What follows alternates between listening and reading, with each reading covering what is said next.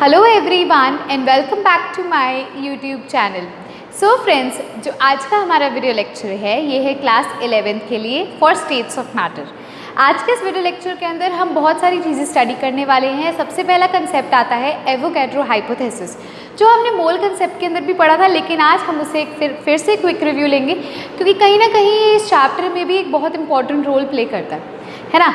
साथ ही साथ स्टूडेंट्स हम स्टडी करेंगे भी आइडल गैस इक्वेशन क्या होती है। आइडल गैस इक्वेशन के साथ साथ हम उसके कुछ क्वेश्चंस भी देखेंगे। सो वीडियो पे चलने से पहले अगर किसी स्टूडेंट ने चैनल को सब्सक्राइब नहीं किया है और चैनल को सब्सक्राइब करना चाहते हैं तो मेरे चैनल का नाम है शौर्य ग्रोवर और उसके साथ आपको बेल आइकन देखने को मिलेगी।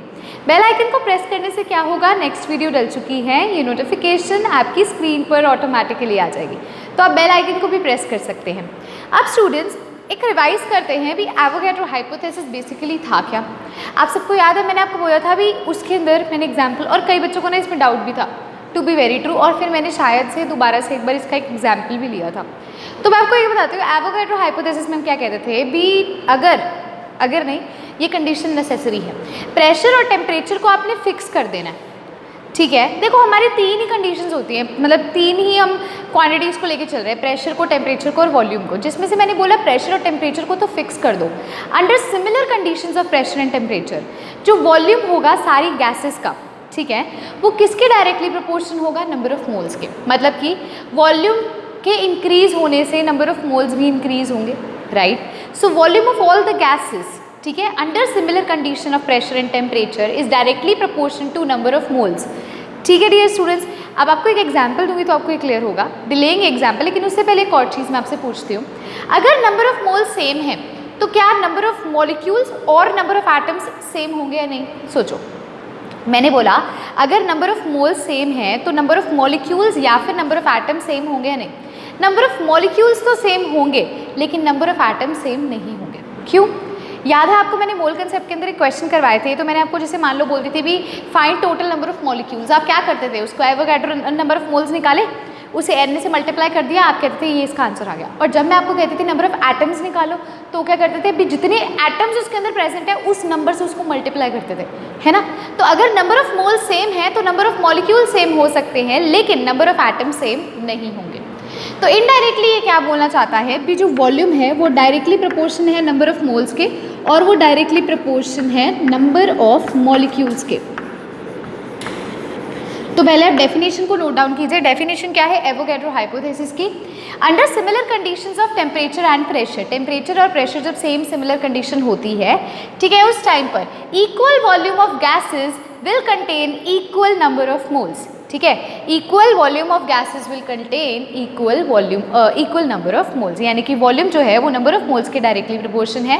और नंबर ऑफ मोल्स अगर सेम है स्टूडेंट्स तो नंबर ऑफ मॉलिक्यूल्स भी सेम होंगे लेकिन नंबर ऑफ एटम्स सेम नहीं होंगे। आपको पेपर में दे दिया जा सकता है नंबर ऑफ एटम्स से रिलेटेड कोई क्वेश्चन, आप सेम कराओगे तो गलत हो जाएगा, लेकिन नंबर ऑफ मॉलिक्यूल सेम करके आओगे तो बिल्कुल करेक्ट आंसर है। ठीक है डियर स्टूडेंट्स, अब एक क्वेश्चन आपको मैं बताती हूँ। देखो क्वेश्चन यहाँ पर हम लिखते हैं, क्या है भी आपके पास दो कंटेनर है। पहला कंटेनर जो है स्टूडेंट्स इसमें ना 16 ग्राम ऑफ ऑक्सीजन है, O2 है, O2 गैस, ऑक्सीजन गैस। और जो दूसरा कंटेनर है इसमें है 40 ग्राम्स ऑफ O3 नहीं लेते, चलो हम SO3 करते हैं। हाँ, SO3 है और इसके अंदर क्या है, O2 है। टेम्परेचर प्रेशर दोनों में सेम है। मैं आपसे पूछती हूँ volume of O2 is more than volume of SO3 या फिर volume of O2 is less than volume of SO3 या फिर volume of O2 is equal to volume of SO3। मैंने आपको क्या किया, चार ऑप्शंस दे दिए।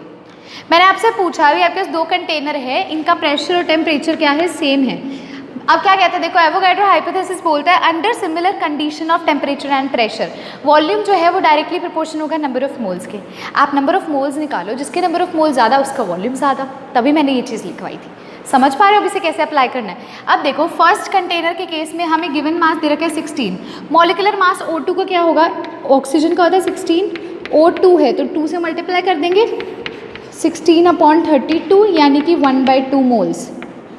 ये क्या आ गया, नंबर ऑफ मोल्स आ गए फर्स्ट कंटेनर के, इस वाले कंटेनर के। क्या फॉर्मूला होता है नंबर ऑफ मोल्स का, गिवन मास अपॉन मॉलिक्यूलर मास। गिवन मास है 16, मॉलिक्यूलर मास है 32, तो हमने इसके नंबर ऑफ मोल्स निकाल लिए। अब इस केस में देखिए यहाँ पर क्या आ जाएगा, अपना है गिवन मास 40 अपॉन अपना मॉलिक्यूलर मास क्या है, SO3 है यहाँ पर, है ना। तो देखो स्टूडेंट्स, SO3 के केस में क्या होता है, सल्फर का होता है 32, ठीक है, और ऑक्सीजन का होता है 16, 16 इंटू 3 होता है 48, क्या हो जाएगा 40 अपॉन 80, ये भी क्या आ गया 1/2 आ गया। मतलब सेकंड कंटेनर के भी नंबर ऑफ मोल्स कितने आ गए 1/2। मैंने क्या बोला, वॉल्यूम डायरेक्टली प्रोपोर्शनल होता है नंबर ऑफ मोल्स के, दोनों में नंबर ऑफ मोल्स सेम है तो दोनों का वॉल्यूम भी क्या हो जाएगा, सेम हो जाएगा। तो हमारा कौन सा ऑप्शन करेक्ट हो जाएगा, थर्ड ऑप्शन। क्या, volume of O2 is equals to volume of SO3। समझ पा रहे हो कैसे मैंने बोला, क्योंकि एवोगैड्रो हाइपोथेसिस बोलते हैं under similar condition of pressure and temperature. ये हमेशा याद रखना, बच्चे यहाँ पर गलती कर देते हैं। यहाँ पर प्रेशर एंड टेम्परेचर मैंने पहले कह दिया था सेम है, तभी ये चीज़ अप्लाई होगी भी। वॉल्यूम जो है वो डायरेक्टली प्रोपोर्शन होगा नंबर ऑफ मोल्स के, और वो डायरेक्टली प्रोपोर्शन होगा नंबर ऑफ मॉलिक्यूल्स के। ठीक है स्टूडेंट्स, वीडियो को पॉज करके डेफिनेशन नोट करोगे, फिर इस क्वेश्चन को नोट डाउन करोगे। यस स्टूडेंट्स, तो ये तो एवोगैड्रो हाइपोथेसिस। अब कई क्वेश्चन में ना आपको दिया जाएगा भी 2 कंटेनर है, उनके अंदर उन्होंने गिवन मास दे दिया और आपको कंपाउंड का नाम दे दिया, मतलब भी ये मॉलिक्यूल प्रेजेंट है, और वो बोल देते हैं भी NTP या फिर STP पर प्रेजेंट है। अब हमें क्या पता है STP क्या है, NTP क्या है, तो इसे नोट कीजिए, ये बहुत कॉमन चीज़ है, देखने को मिलती है STP और NTP। STP की फुल फॉर्म होती है स्टैंडर्ड टेम्परेचर एंड प्रेशर, और NTP की होती है नॉर्मल टेम्परेचर एंड प्रेशर। ठीक है, इसका मतलब क्या होता है, STP या फिर NTP जो वर्ड आपको देखने को मिल रहा है, इसका मतलब क्या होता है भी प्रेशर एक हमने स्टैंडर्ड फिक्स कर दिया भी, जब भी आपको STP बोला जाएगा या NTP बोला जाएगा तब आपने प्रेशर कितना लेना है 1 atm, 1 एटमॉस्फेरिक प्रेशर लेना है। ठीक है, और टेम्परेचर हमने कितना लेना है 273 केल्विन लेना है। कितना लेना है 273 केल्विन। तो ये फिक्स चीज़ होती है। अब आपको मैंने जैसे बोला भी क्वेश्चन दे दिया जाता है भी एक ये कंटेनर है, एक ये कंटेनर है, इस कंटेनर के अंदर मैं आपको बोलती हूँ मान लो 80 ग्राम ऑफ CH4 है, ठीक है, और सेकेंड कंटेनर में फॉर एग्जाम्पल मैं देती हूँ 220 ग्राम्स ऑफ CO2। ठीक है, मैंने ये आपको 2 दे दिया है। अब मैं बोलती हूँ B these containers are present at STP। ठीक है, find the relation between volume of both the cases. आपको क्वेश्चन दिया है भी 2 कंटेनर है, एक कंटेनर में 80 ग्राम ऑफ CH4 है, दूसरे कंटेनर में 220 ग्राम ऑफ CO2 है। Find the relation between both the volumes when they are present at STP। STP का मतलब प्रेशर और टेम्परेचर क्या कर दिया, दोनों का सेम रख दिया। इसका भी 1 atm टेम्परेचर, इसका 273, उसका भी 1 atm टेम्परेचर 273। वही बात होगी। एवोगैड्रो हाइपोथेसिस क्या कहता है भी under similar condition of temperature and pressure volume is directly proportion to number of moles. तो नंबर ऑफ मोल्स निकालते हैं। इस केस में देखो number of moles given mass 80 upon molecular mass. ठीक है, मॉलिक्यूलर मास क्या होगा, कार्बन का 12, हाइड्रोजन का 1, 4 हाइड्रोजन तो 4, टोटल कितना हो जाएगा 16 हो जाएगा। ठीक है, अब यहाँ पर देखिए यहाँ पर क्या होगा, गिवन मास अपॉन मॉलिक्यूलर मास। मॉलिक्यूलर मास कार्बन का 12 और 32 कितना हो जाएगा 44, 5 यहाँ से नंबर ऑफ मोल्स कितने आ गए हमारे पास 5 आ गए, और इसे मैं डिवाइड करती हूँ तो ये भी 5 आ गया, यहाँ से भी 5 आ गया। अब देखो नंबर ऑफ मोल्स फिर से सेम है तो दोनों का वॉल्यूम भी क्या हो जाएगा, सेम हो जाएगा। तो मैं कह सकती हूँ volume of CH4 is equals to volume of CO2 इस केस के अंदर when they are present at STP। और मान लो अगर आपको वो ना बोलता है STP, तो फिर आपका क्वेश्चन क्या, आपने क्या ऑप्शन करेक्ट करना है, कांट बी डिटरमाइंड, क्योंकि उसने हमें बताया ही नहीं है भी प्रेशर कांस्टेंट रखा है या टेम्परेचर कांस्टेंट रखा है या नहीं। तो डी ऑप्शन जो होता है कांट बी डिटरमाइंड, आपने उस पर क्लिक करना है। ये नहीं भी कहीं आप ऐसे सॉल्व करके आ जाओ, ये चीज़ हमेशा ध्यान रखनी है। एवोगैड्रो हाइपोथेसिस तभी एप्लीकेबल होगा जब प्रेशर और टेम्परेचर क्या रखा गया है, नॉर्मल कंडीशन यानी कि इक्वल रखा गया है दोनों केसेस में। ठीक है dear students, Avogadro hypothesis hopefully यहाँ पर आपको क्लियर हो चुका होगा। वीडियो को पॉज करके इसको नोट कर लीजिए। सो यस स्टूडेंट्स, अब जो टॉपिक आता है इसे हम बोलते हैं equation of state. Equation of state देखो बहुत ही कॉमनली आस्क्ड क्वेश्चंस है, बहुत ही कॉमनली आस्क्ड टॉपिक है।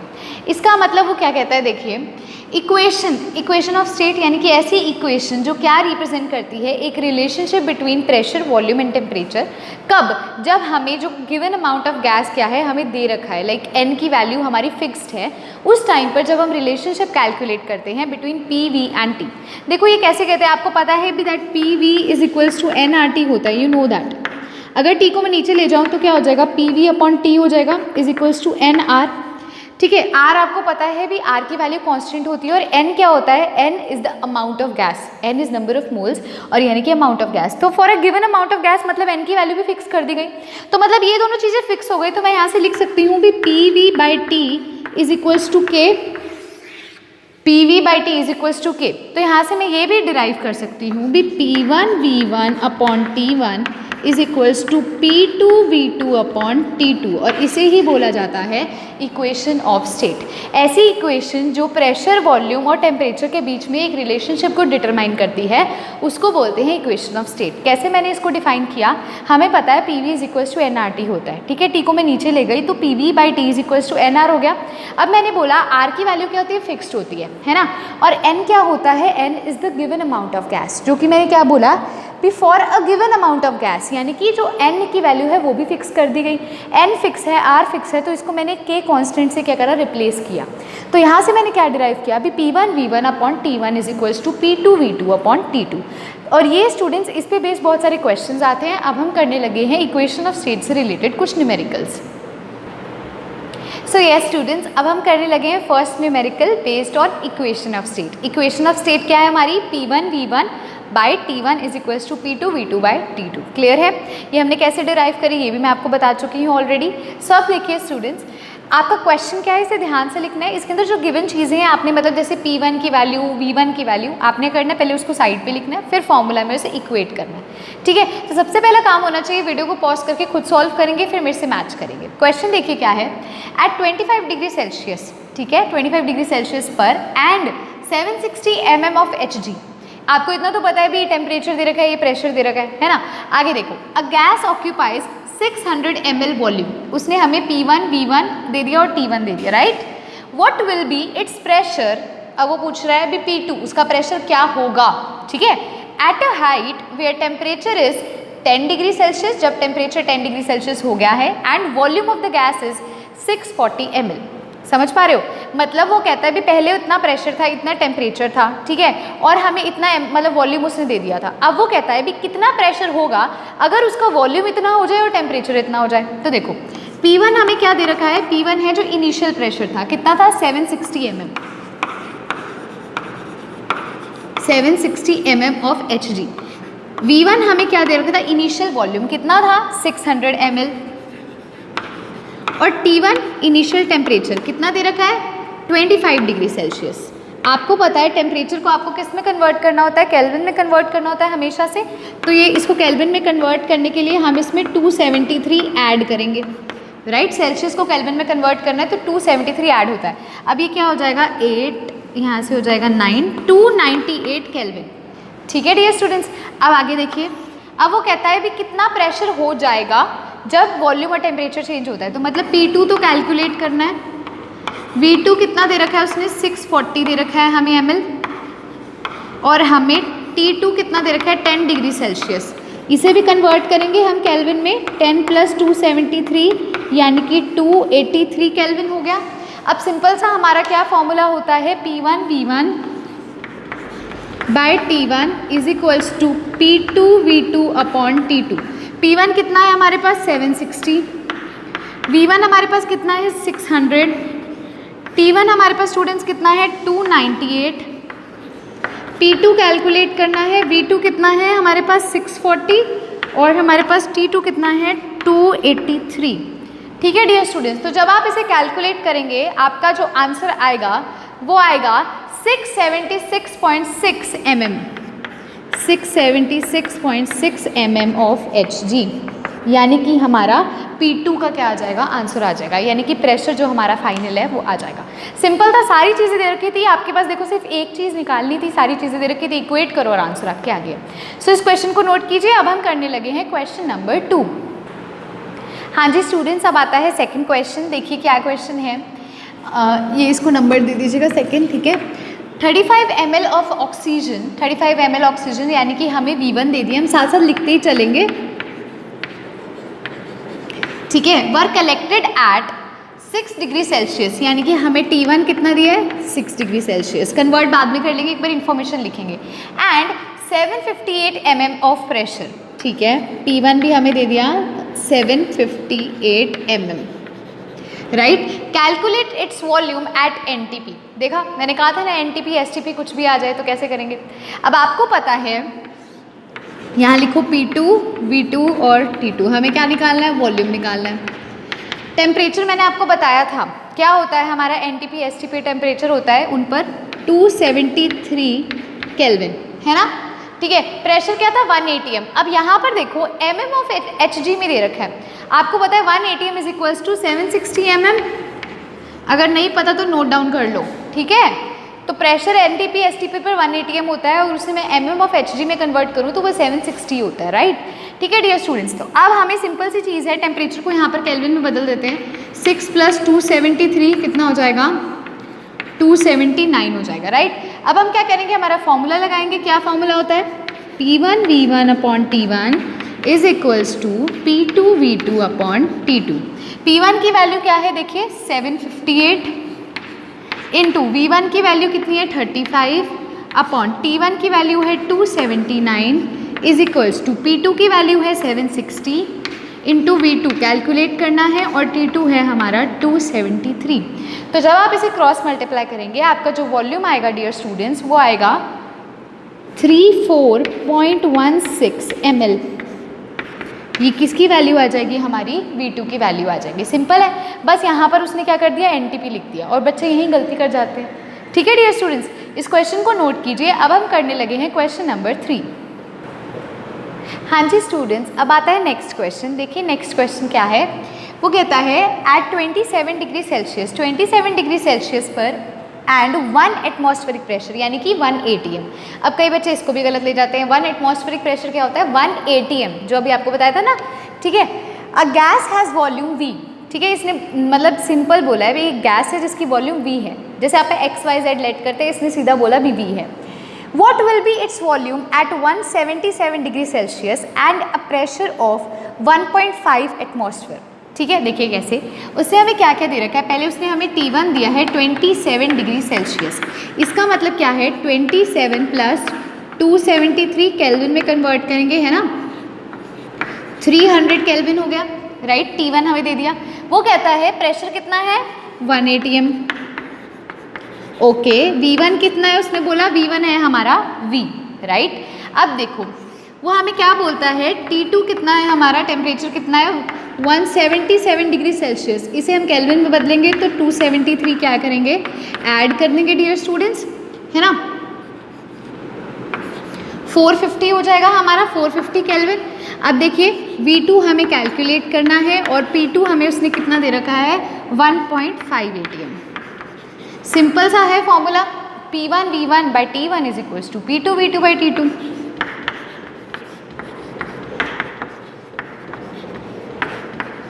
P1 कितना हमें दे रखा है, देखिए 1 atm, V1 कितना है V, T1 कितना है 300, P2 कितना हमें दे रखा है, P2 है 1.5 इंटू V2 निकालना है अपॉन T2 हमें कितना दे रखा है 450, ठीक है डियर स्टूडेंट्स।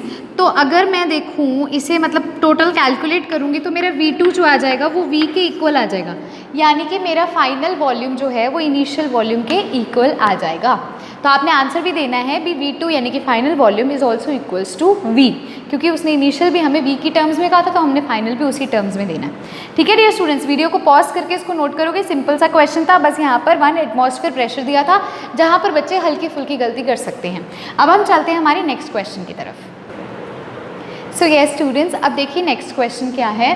क्वेश्चन में वो बोलता है अ सील्ड ट्यूब, एक सील्ड ट्यूब है which can withstand a pressure, मतलब जो इतना प्रेशर झेल सकता है, विथस्टैंड का मतलब जो झेल सकता है, which can withstand a pressure of 3 atmosphere यानी कि 3 atm, right, is filled with air, air से वो भरी हुई है sealed tube at 27 degree Celsius यानी कि हमें उस जो ट्यूब है उसका टेम्परेचर बता दिया गया है 27 डिग्री सेल्सियस है एंड 760 mm प्रेशर, ठीक है, और इतना प्रेशर उसने बता दिया। Find the temperature above which it will burst, भी उसको हम कितना टेम्परेचर दे भी वो बर्स्ट हो जाए, वो सील ट्यूब जिसके अंदर प्रेशर कुछ उसने हमें अमाउंट दे दिया है, वो कहते हैं इतना टेम्परेचर बताओ भी ये क्या कर जाए, बर्स्ट कर जाए, तो क्या होगा। अब स्टूडेंट्स हम क्या करेंगे, देखो हमें जो है वॉल्यूम तो पता नहीं है ना, हम क्या करेंगे वॉल्यूम, देखो जब ऐसे कोई भी सील ट्यूब होती है जो इतना प्रेशर झेल सकती है उसका वॉल्यूम तो फिक्स ही होगा उस सील ट्यूब का, ये तो नहीं अभी वॉल्यूम चेंज हो रहा है, वो तो ये कह रहे हैं भी कितना टेम्परेचर देंगे भी वो बर्स्ट हो जाएगा, है ना। तो मतलब दोनों केसेस में, पहले केस में क्या होगा, V1 हमारा V है और V2 भी हमारा क्या है, V है, क्योंकि वॉल्यूम इज सेम, क्योंकि एक सील्ड ट्यूब है। आप समझो इस चीज़ को, अगर वो हमें ये कहता भी नहीं ओपन कंटेनर है तो मैं कह सकती थी भी हाँ वॉल्यूम बाहर निकल जाएगा, कम हो जाएगा, ये कुछ है अमाउंट कंटेनर का, कुछ भी ऐसे कह सकते थे, लेकिन ऐसा कुछ भी नहीं है। सेकेंड चीज़ T1 टेम्परेचर में पहले कितना दे रखा है उसने हमें, पहला दे रखा है 27 डिग्री सेल्सियस, इसका मतलब क्या है 27 + 273, इसका मतलब क्या हुआ 300 केल्विन। और प्रेशर स्टूडेंट्स देखो, प्रेशर उसने हमें कितना प्रोवाइड करेगा, प्रेशर बोला है 760 mm, उसने बोला है भी इतना जो है, ये देखो 27 डिग्री सेल्सियस पे और 760 mm प्रेशर उसके अंदर फिल्ड है, ठीक है, और वो इतना विथस्टैंड कर सकता है, 3 ATM तक वो विथस्टैंड कर सकता है। तो मतलब उसने हमें जो P1 है वो हमारी कितनी है 760 mm, इसका मतलब क्या हुआ 1 ATM, अभी आपको बताया था प्रीवियस क्वेश्चन में भी 1 ATM = 760 mm है ना। तो अब देखो वो कितना विथस्टैंड कर सकता है प्रेशर, P2 कितना है 3 ATM, इतना विथस्टैंड कर सकता है, और T2 हमें निकालना है। तो सिंपल सा फॉर्मूला है हमारा P1 V1/T1 = P2 V2/T2। देखो P1 कितना हमें दे रखा है, P1 हमें दे रखा है 1 ATM, V1 हमें दे रखा है V, T1 हमें दे रखा है 300 = P2 हमें दे रखा है 3 ATM, V2 हमें दे रखा है V और T2 हमें कैलकुलेट करना है। तो V से V तो कैंसिल हो गया, क्रॉस मल्टीप्लाई करेंगे, T2 कितना आ जाएगा हमारे पास 900 केल्विन हमारे पास T2 आ जाएगा।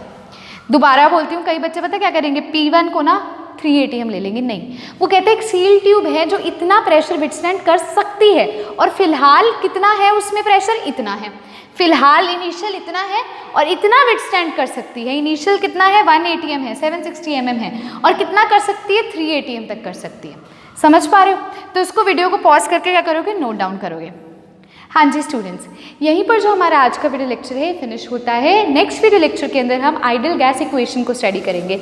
ये जो 2 टॉपिक्स थे ये हमारे रह गए थे क्योंकि ये इंपॉर्टेंट है, आपको पता होनी चाहिए, इसलिए सबसे पहले मैंने इसे कवर किया है। अब नेक्स्ट वीडियो लेक्चर के अंदर हम बहुत ही इंटरेस्टिंग और बहुत ही इंपॉर्टेंट टॉपिक से डील करने वाले हैं। सो अब जिस स्टूडेंट्स ने अभी तक चैनल को सब्सक्राइब नहीं किया वो चैनल को भी सब्सक्राइब कर सकते हैं, लाइक कर सकते हैं, शेयर कर सकते हैं एंड कमेंट भी कर सकते हैं। Thanks a lot dear students, have a good day.